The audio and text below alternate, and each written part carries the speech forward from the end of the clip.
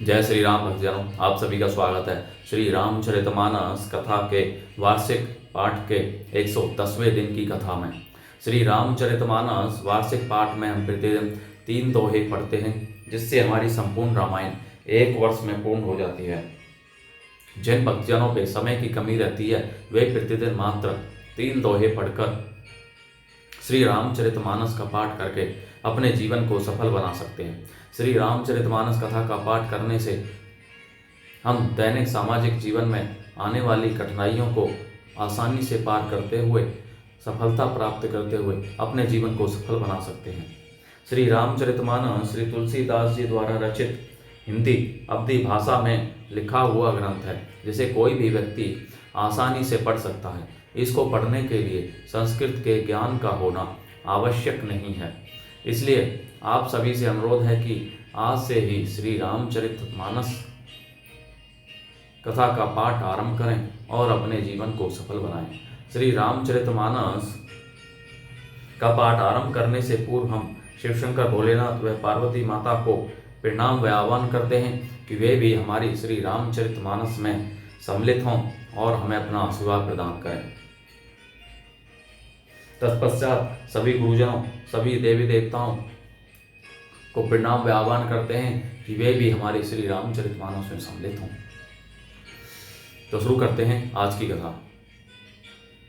सहित बधूटिन्ने गोवर सब तब आए पितु पास, शोभा मंगल मोद भरी उमे गे ओ जनु जनवास।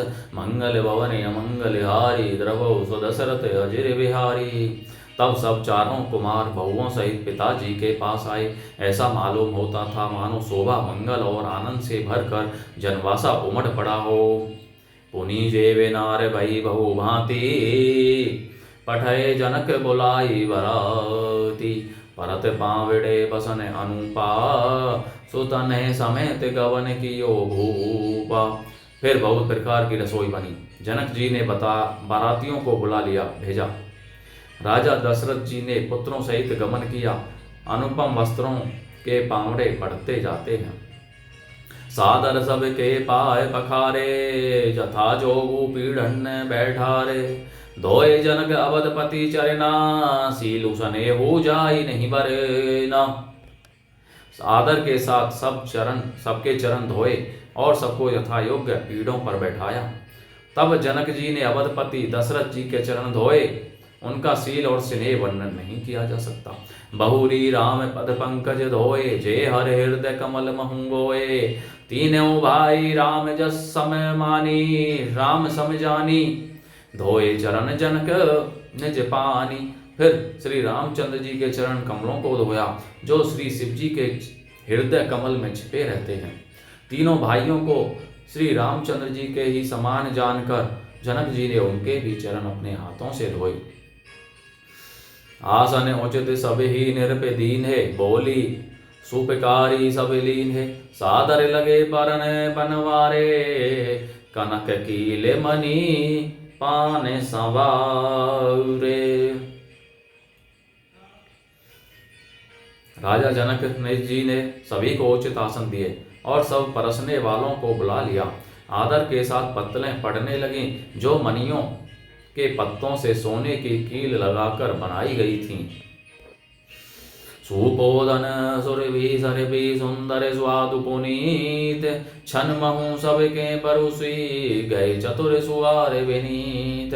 मंगल भवने मंगल हारी, द्रवौ सुदशरथ अजर बिहारी। चतुर और विनीत रसोई है, सुंदर स्वादिष्ट और पवित्र दाल भात और गाय का सुगंधित घी क्षण भर में सबके सामने परोस गए। पंच कवल करी जेवन लागे, गारी गान सुनी अति अनुरागे। भांति अनेक परे पकवाने, सुधा सर से नहीं जाई बखाने। सब लोग पंचकौर करके अर्थात प्राणायाय स्वाहा, अपानाय स्वाहा, व्यानाय स्वाहा, उदानाय स्वाहा और समानाय स्वाहा इन मंत्रों का उच्चारण करते हुए पहले 5 ग्रास लेकर भोजन करने लगे। गाली का गाना सुनकर वे अत्यंत प्रेममग्न हो गए।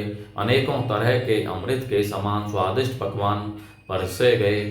जिनका बखान नहीं हो सकता। परोसन लगे स्वार सो जाना, व्यंजन विविध नाम को जाना। चार भांति भोजन विधि गाई, एक एक विधि बरनी न जाई। चतुर रसोई नाना प्रकार के व्यंजन परसने लगे, उनका नाम कौन जानता है।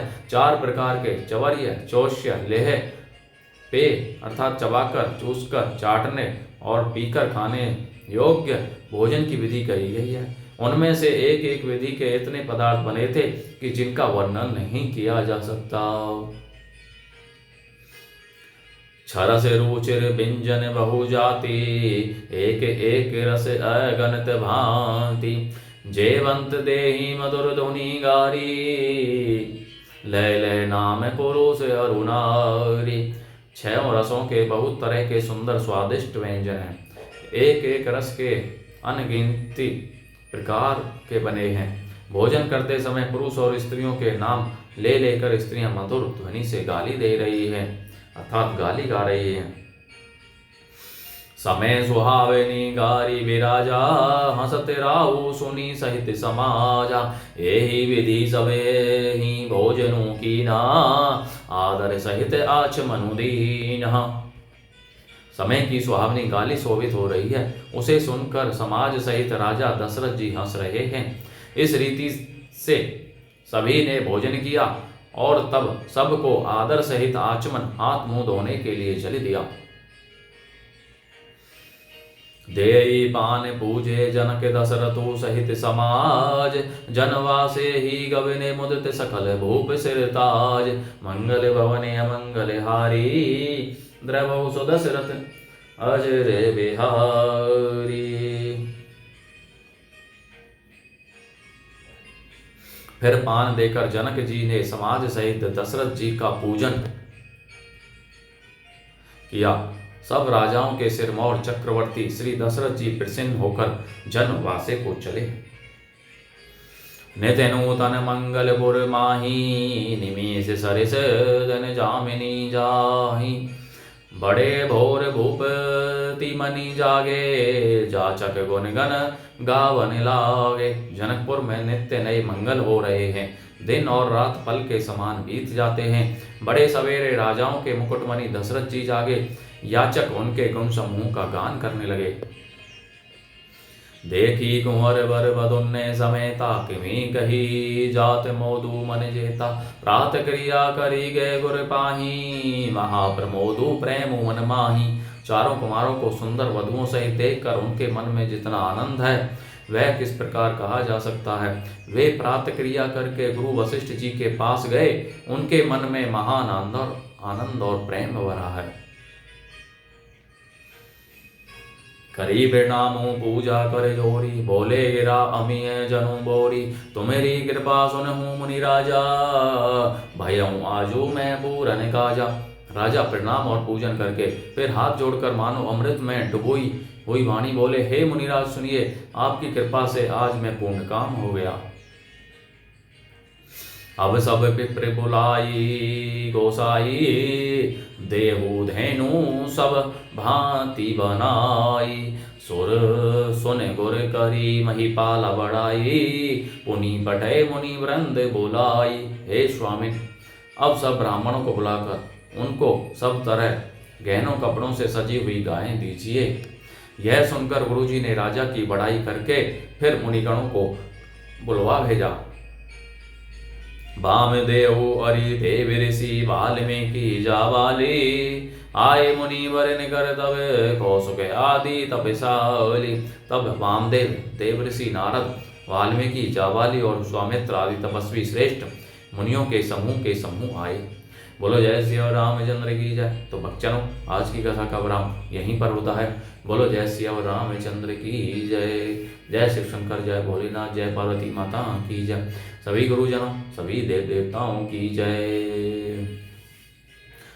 आप सभी से अनुरोध है कि श्री रामचरितमानस कथा के इस पावन पाठ को अपने बंधु बांधवों, मित्रजनों, सगे संबंधियों के साथ शेयर करें या उन्हें श्री रामचरितमानस पढ़ने के लिए कहें, जिससे वे भी अपना जीवन सफल कर सकें और परम पुण्य का भागी बने। बोलो जय श्री रामचंद्र की जय।